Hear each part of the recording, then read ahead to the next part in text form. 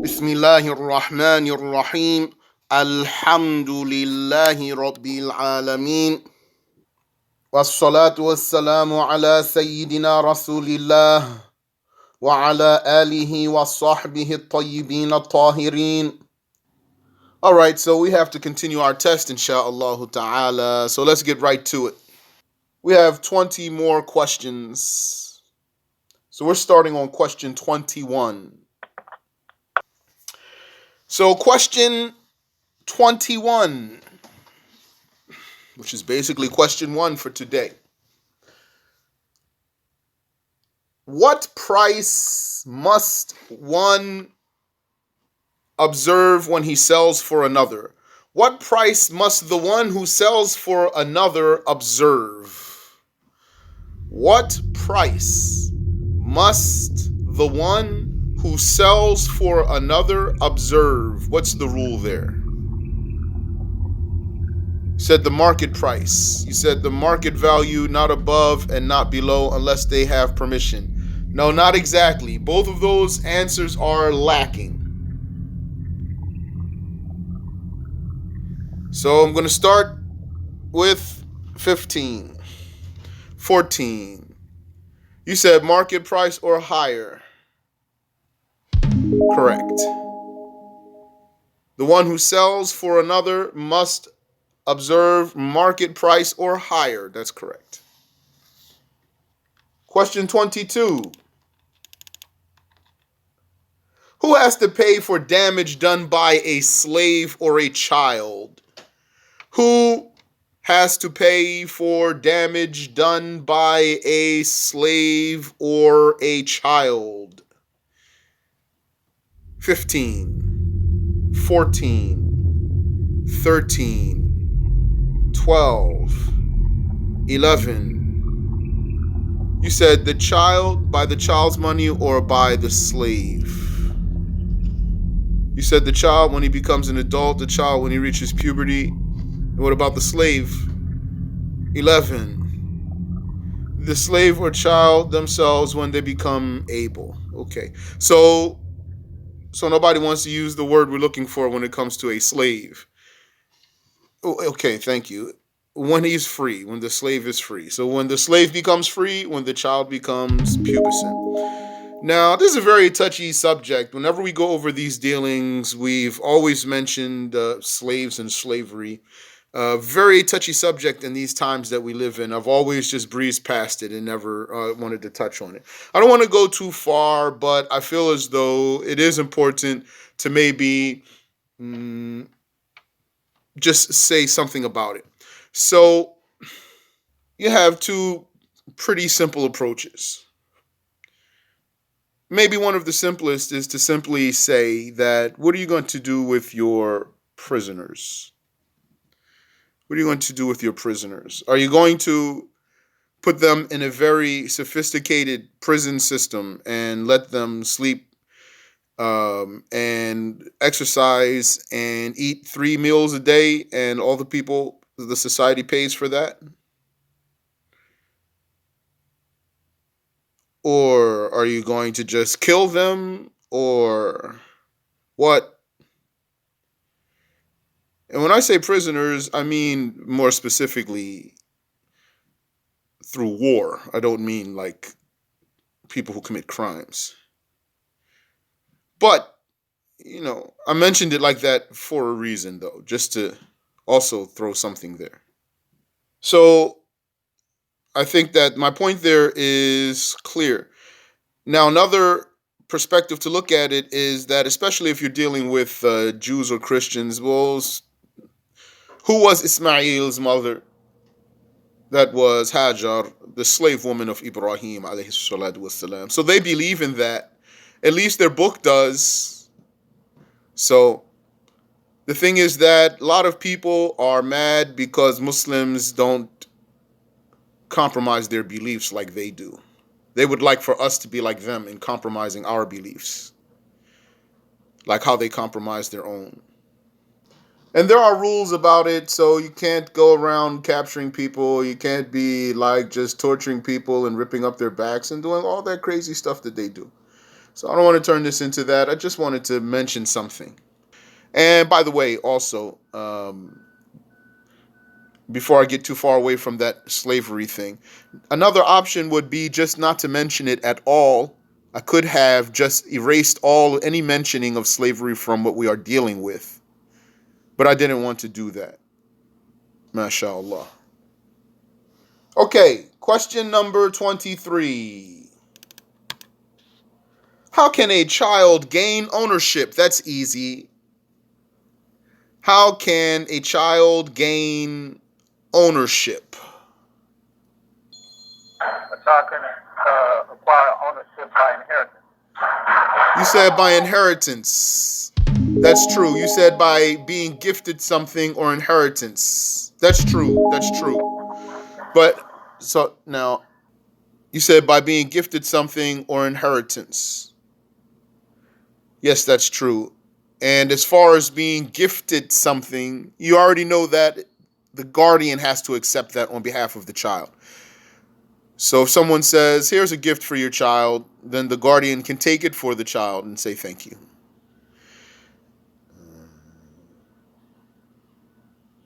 But there's another way. You said if he fishes. Yes, correct. Or anything like that.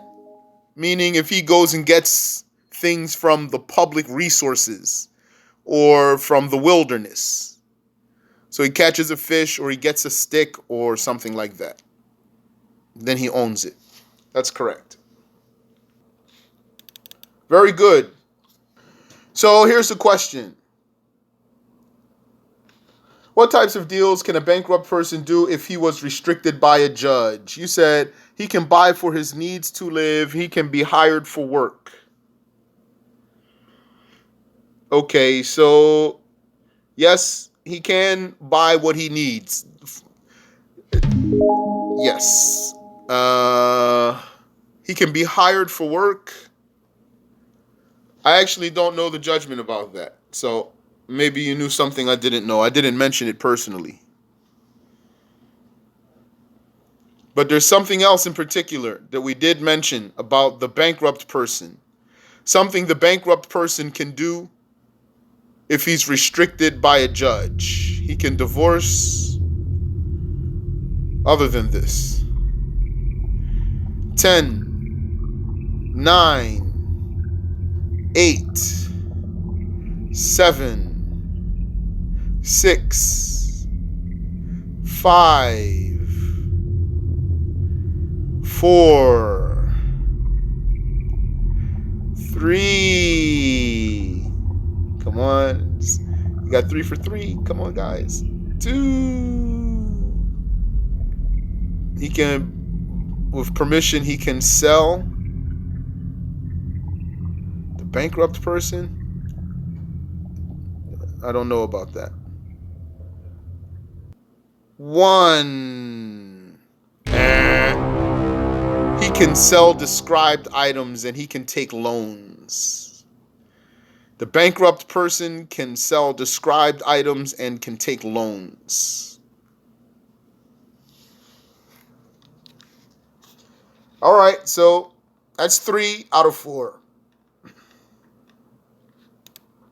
As for what you said here about the divorce, I remember that specifically about the irresponsible one. The irresponsible one who's restricted, or the fool, he can divorce. I haven't heard, or I don't remember learning anything about the bankrupt person divorcing. I'm not confirming it or denying it.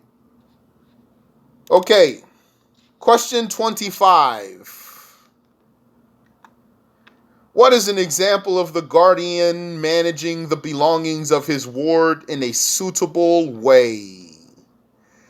What is an example of the guardian managing the belongings of his ward in a suitable way?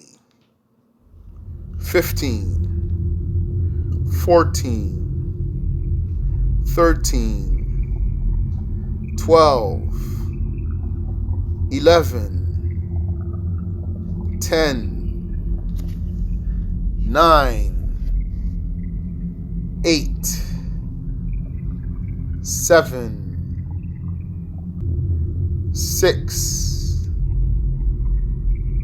5, 4. Spending their money on what they need. What the ward needs. I'm not exactly looking for that. I mean, it's not a wrong answer.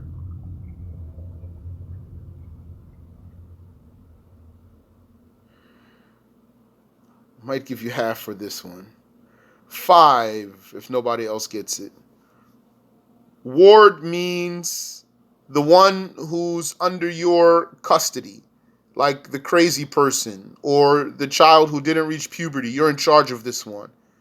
So this one has money. Your ward has his own money. But he can't spend it because he's restricted. So a crazy person who has his own money, he's crazy, so he can't spend it. You spend it for him. So really the question here is not an issue of buying something for the ward. An example of managing the ward's money in a suitable way, like hiring for managing the child's property. Correct. That's correct answer. Like, let's say, for example, your ward has land. So you can't just let the land grow crazy, right? So you need to manage that. So you can manage the child's money with the child's money, manage his property with his own money, right? He has land, he has whatever money, properties, and so from his money, you hire someone to trim the grass or whatever, you clip the bushes, etc. Correct. MashaAllah. Question 26. What is the rule for authorizing? What is the rule for authorizing? 10, 9, 8, 7, 6, 5, 4. He said to manage on behalf of the owner. Well, that's what the authorized one does, but there's a rule that you can go by. You said the general rule is that a person can only authorize a person on what they can do for themselves. You said you can only authorize someone with something you can do for yourself. Correct. That's what I'm looking for. The rule for authorizing is you may authorize someone to do for you anything that you can do for yourself, not including the bodily worships like the prayer and the fasting. You cannot authorize a person to pray for you or to fast for you, but you can authorize a person to distribute your zakah. And if you are bedridden, you can authorize someone to make hajj for you. So you can authorize a person to sell your belongings, for example, or you can authorize a person to receive your merchandise or anything you can do for yourself. You can authorize a person to use one of your divorces because that's something you can do for yourself. Even the wife, if a man said to his wife, I authorize you with one of my divorces, or 2 or 3 of them, or any other person, he authorizes that one, then he can pronounce the divorce. And of course, authorization is non-binding, so that permission can be retracted at any time. Correct. All right. So 5 out of 6 so far. Question 27. Question 27 is the bonus question. How would someone authorized to sell for another buy some of the authorizer's property that he has authority to sell? The question is, bonus question, how would someone who's authorized to sell for another buy some of the authorizer's property that he was authorized to sell? You said from the authorizer, one cannot be both sides of the sale. By permission of the authorizer.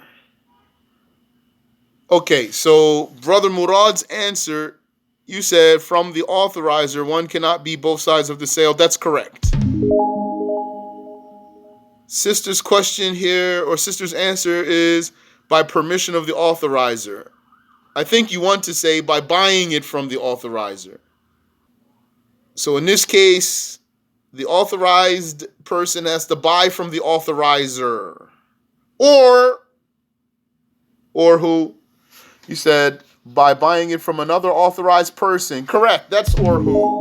Or buying it from another authorized person. Either from the authorizer or another authorized person. That's correct. So the bonus question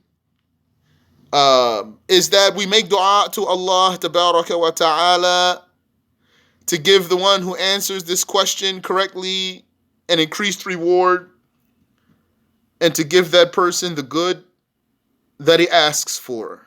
So may Allah Tabaraka wa Ta'ala increase your reward and give you the good that you ask for. Ameen. Question 28. What are the two types of money or property? What are the two types of money or property? 10, 9. You said gold and silver and merchandise. Correct. Or bullion, as you pointed out for us. Gold and silver bullion and merchandise, which bullion, it does work. When I looked into it a little teeny bit, it has several connotations. One of them is the one we want, which is gold and silver, not by their value, but by their substance. The actual substance of gold and silver, the amount of them. That's what we're talking about. Regardless of what form it's in. So bullion, but gold and silver bullion. If we say it bullion, then we mean for our purposes gold and silver specifically. Inshallah, we can agree about that between ourselves. And merchandise, so that's a correct answer. So then, you have gold and silver, yani bullion, and you have, which is in Arabic called naqd. Naqd. Noon qaf dal. Naqd. That's gold or silver. And the other one is called ard. Ard, that's what we're calling merchandise, which is anything else with a monetary value. So land is ard, wood, furniture, houses and buildings, clothing, and even paper money. That's all ard because it's not naqd. So that's an important case to always keep in mind when you're dealing with Islamic dealings. Very good. Barakallahu fikum. Now, question 29, or the task for number 29 is to determine whether an item has a replacement or a value. to determine whether the item has a replacement or a value. Before I explain what's the replacement and what's the value, well, we'll see if you know the answer. And then, inshallah, maybe we'll explain if someone needs explanation. So, I will say something and you will tell me if it's replaced or valued. So, gold. Is gold replaced or valued? Replaced or valued? You said replaced. Replaced. Anyone else? Is there any dissenting opinion there? That's correct. Gold is replaced. So if you destroyed or spent a kilo of someone's gold, you have to replace a kilo of gold. You don't pay him for its value. You replace it. Okay, the next one. A bike. A bicycle. Replaced or valued? Replaced or valued? You said valued. Correct. So a house, you don't replace it. You give its value. If you destroyed it, you pay its value. Rice. Replaced or valued? Replaced or valued? Rice. Someone said valued. Someone said replaced. Another said replaced. And the correct answer is replaced. Rice is replaced, not valued. So if you stole someone's standard barrel of rice, you need to replace it with a standard barrel of rice. You don't pay its value. How about a horse? Is it replaced or valued? Replaced or valued? A horse.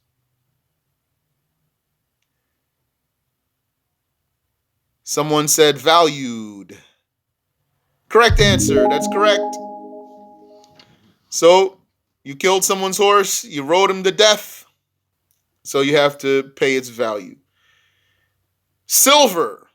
Replaced or valued? Replaced or valued? Silver. You said replaced. Correct. Land. Land. Replaced or valued? Replaced or valued? Land. You said valued. You said valued. Correct. A cooked meal. A cooked meal. Valued. Correct. Bricks. Bricks.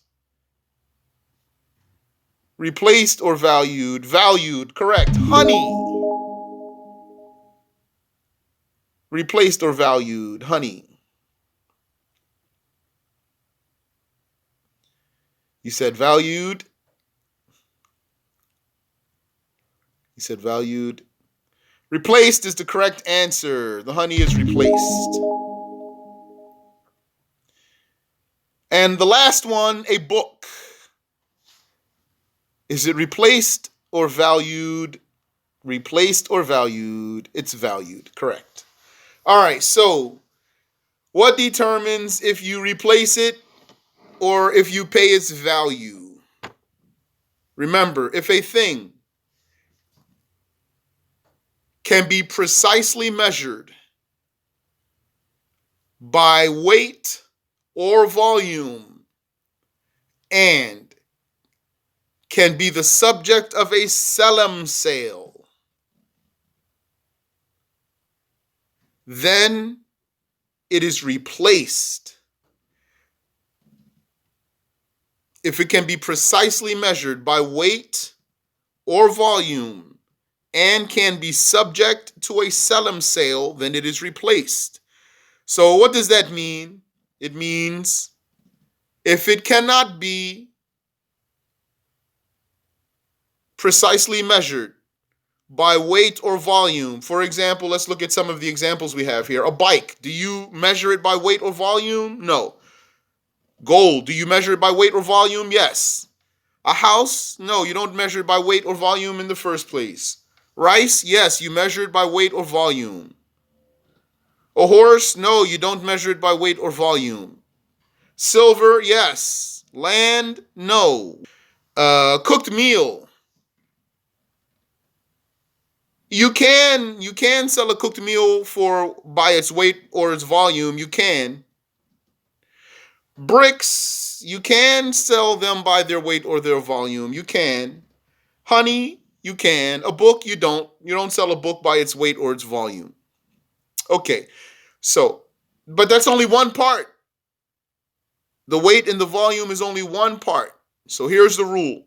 If a thing can be precisely measured by weight or volume and someone has a question over the mic. Okay, just hold your question for a moment. I turned my speaker on, but hold your question for a moment. You have two parts here to determine if a thing is replaced. One, if it can be precisely measured by weight or volume. That's one part. So if it can't be, then you know right there that you don't replace it. So a house, a bike, a horse, land, those are not precisely measured by weight or volume in the first place. So those are not replaced. And it can be subject to a selim sale. That's the second part. What is that? Now, I'm sure that maybe most of our brothers and sisters aren't very strong in knowing what a selim sale is. And we talked about it briefly. So I still don't expect you to be strong in what is a selim sale, but in the document that was passed out, it was spelled out for you. Which is that, what does it mean that it's not replaceable and that instead you pay the value? That it can't be precisely measured by weight or volume, and it's not subject to a selim sale, which means that it's an animal or it's something that's made of components, various ingredients or elements, or it was transformed by fire. All of that was spelled out in the document I gave you. If it's transformed by fire, it can't be subject to a selim sale. If it's made of many components or several components or ingredients, it can't be subject to a selim sale. An animal can be subject to a selim sale, but you don't measure it precisely by weight or volume. So that would have been the bonus question, but it had too many elements to get right or wrong, so I couldn't make it the bonus question. Any question there? Somebody had a question over the mic. Go ahead. My question was, for what is the term that you use in selim sale? Like, how do you spell that? And also, what is a selim sale? Okay. Salam, S-A-L-A-M. Salam. Like salam, but there's no stretch in it. Salam. It's like you're saying, yeah, I salam. Salam, or you can call it salaf, like the salaf. The first 300 years is the same word, different meaning. Salaf. Salaf sale. Salam sale or salaf sale. What it is a sale in which you pay up front for some certain type of merchandise that can be applied to this sale to be delivered later. So in order for this type of contract to be valid, I mean a contract that you use the word selam in the contract or the word selef in the contract. I don't know if you can use the translation for it. I don't remember. I'll review, inshallah. Like, you know how in the marriage contract you have to use the word nikah, marriage, or ziwaj, or a translation of it for that type of contract to be valid. A selam sale requires using the specific word of selam or selef in the contract. You say, now I do a selam sale with you or a selef sale with you. I don't know if you can translate that. I'll have to review or ask. What is this? Why is there some special deal like this? Because this is a deal in which you can pay for something up front. You have to, if you want to do this deal, you have to pay up front. So you can't pay later. And the one who's taking the money, the seller, according to some imams, he has to deliver later. He has to deliver later. So it's not like when you go to the store and you pay a person right there at the counter, you give him the money and you take the stuff and you leave. Some scholars said this type of deal dictates that you pay up front and you don't get your stuff at the time that you pay. It has to be delivered later.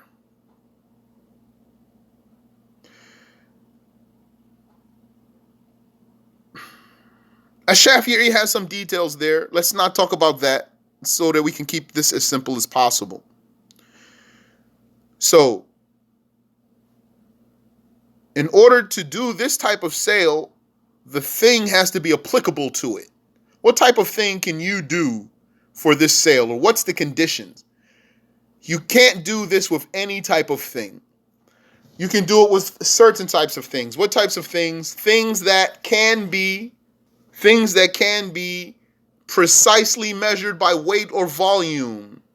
Like what? Like gold, silver, rice, wheat, cloth. And also, these things cannot be made of components or various ingredients. So you cannot do in a selam sale, like it can't be a cake. You can't say, so I pay you now a selam sale for you to deliver a wedding cake to me in a week. Invalid. Because it's made of all sorts of stuff as icing and egg and flour and sugar, etc., etc. Likewise, a car. You cannot do a selam sale for a car because it's made of components. What's something that's not made of components like rice, wheat, gold, silver? Also, it can be an animal or it can be a slave.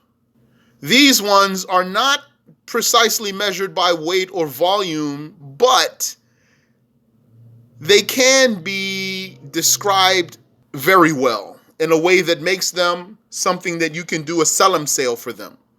So you can say to a person, I do a selam sale with you, to deliver to me a male horse, such and such type of horse, approximately 5 years old.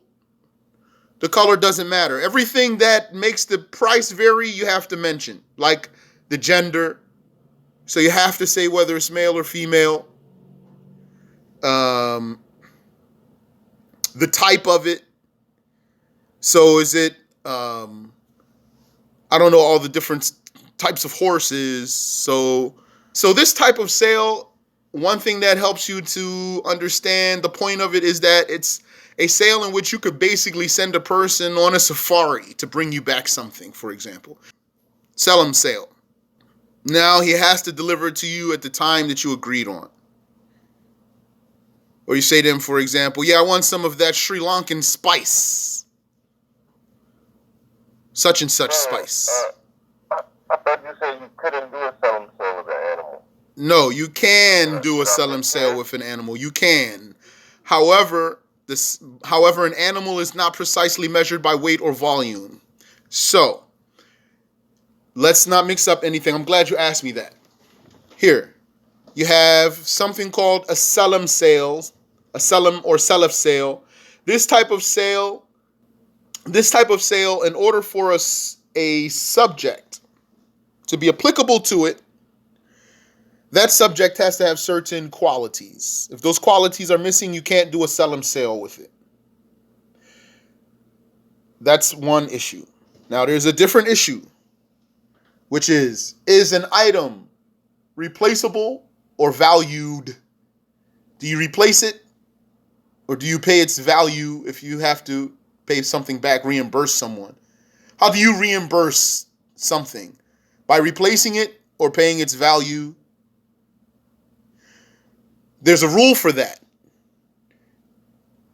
The rule is for you to know how to reimburse someone religiously according to the religious rules. If you want to make a settlement and agree on something else, that's fine. But what if you didn't agree? What if you, through some invalid way, took someone's standard barrel of rice? Now you want to pay him back.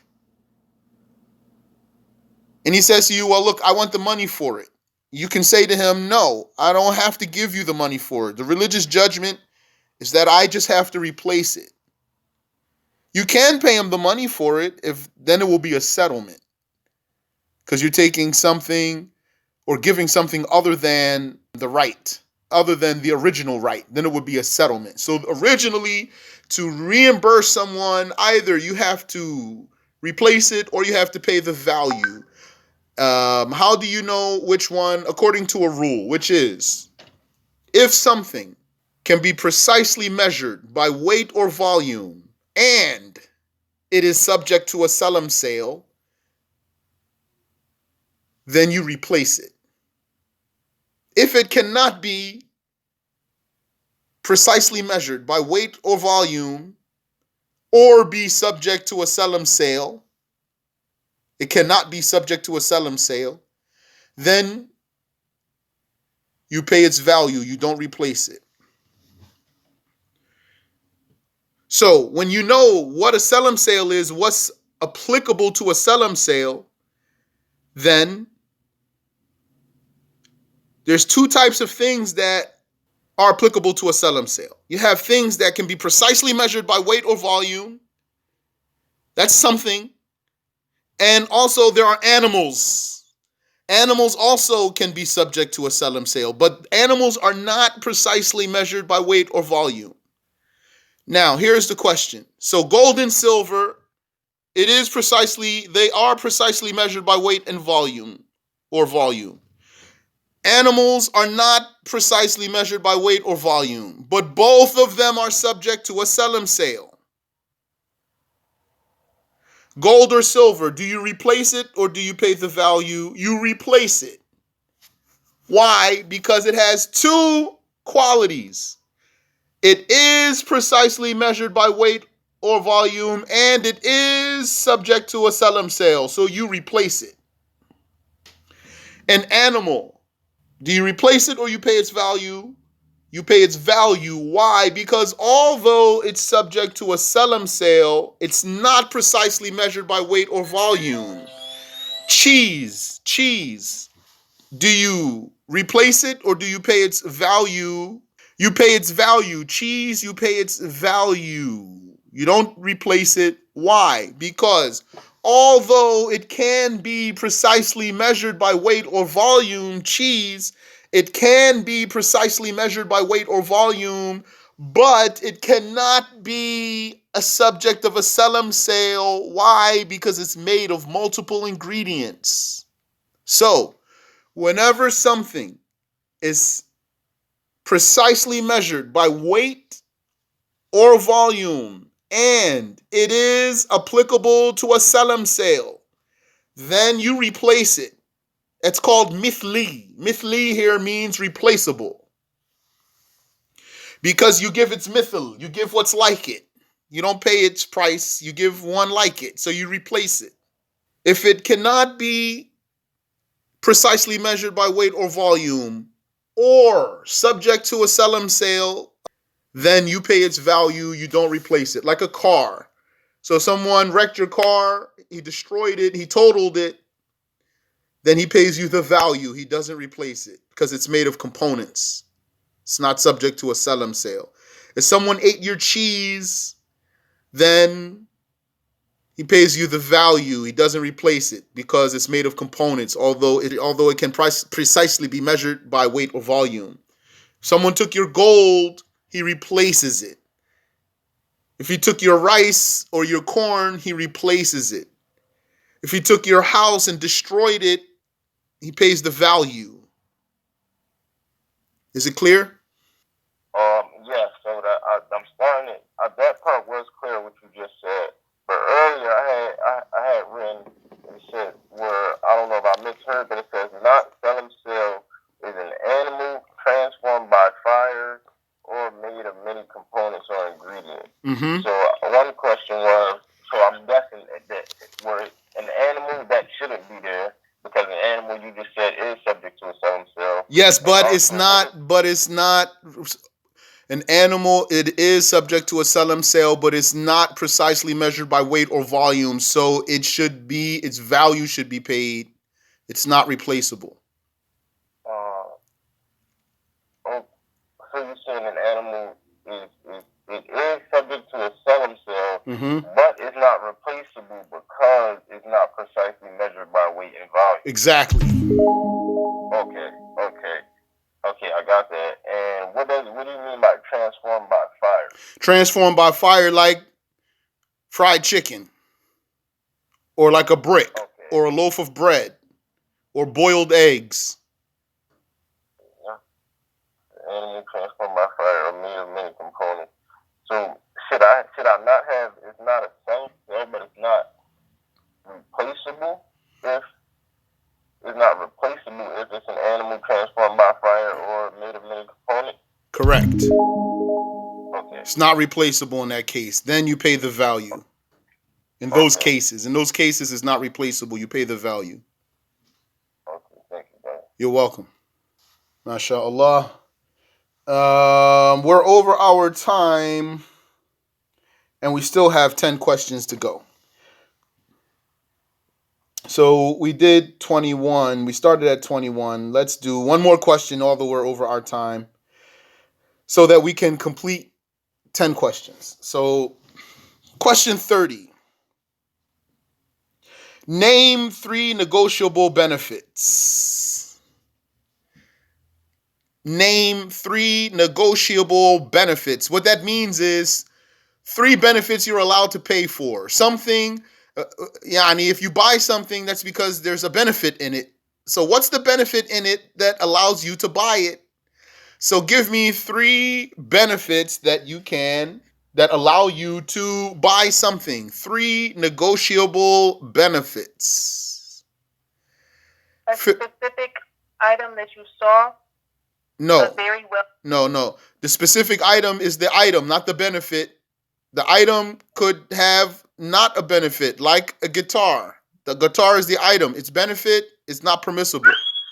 So we're looking for the benefit. The benefit that allows you to buy something. 15. 14. You said religious benefit? But like what? What is a religiously recognized benefit? 14. 13. 12.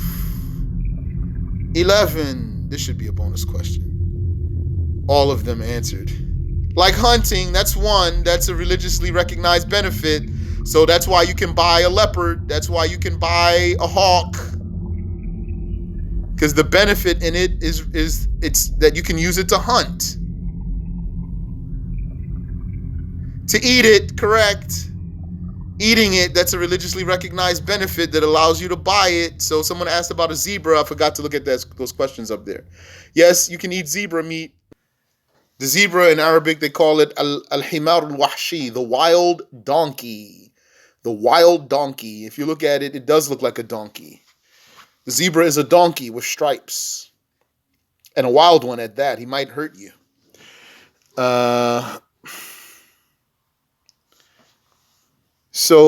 Or riding. Correct. Those are three. Protection. That's correct. Leeches, that's the object, but what's the benefit? What's the benefit? Yani a reason he wants it. That's the meaning of benefit. Why? I mean, he doesn't have to want it for that reason, but it has a usefulness that allows you to buy it. The aesthetics for a peacock, yes, because it looks nice, makes you happy when you see it. That's recognized. Donkey meat is haram, yes. The domesticated donkey is haram. The wild donkey, which is the zebra, is halal. So leeches, the benefit of the leeches is the medicinal benefit, exactly.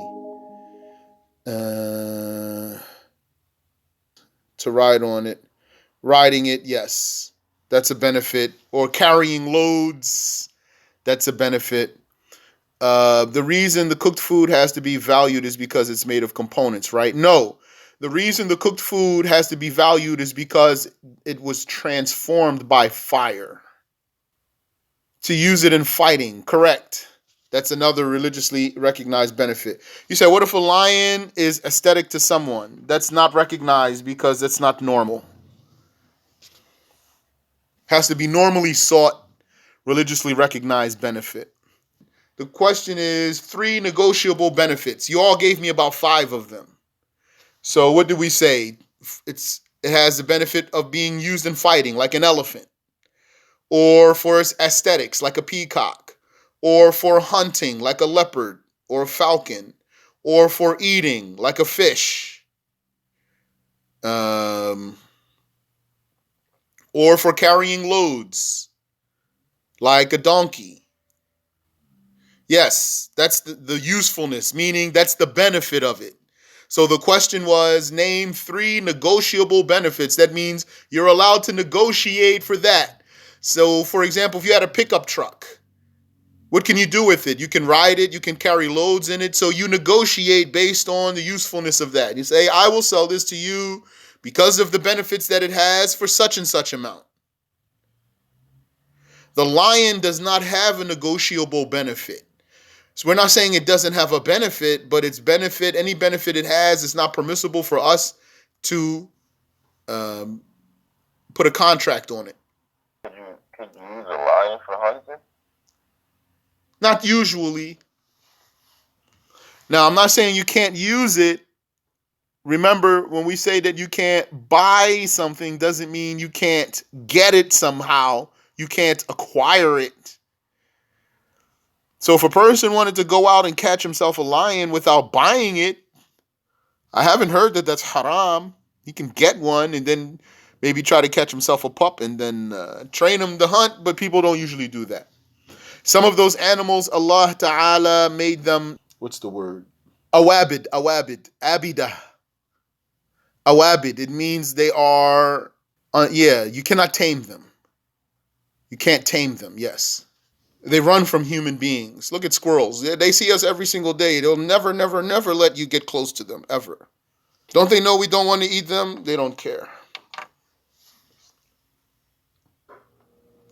Well, maybe some people would eat a squirrel, actually, but they're not taking any chances. Okay, so that's it, mashallah. So you got today 9 out of 10, so that's 90%, mashallah. That's an A. It's not an A plus. No, actually, should it be an A minus? It's just a 90, because below that is a B. 89 is a B, so 90 should be an A minus. That's an A minus. سبحانك اللهم وبحمدك أشهد أن لا إله إلا أنت أستغفرك وأتوب إليك.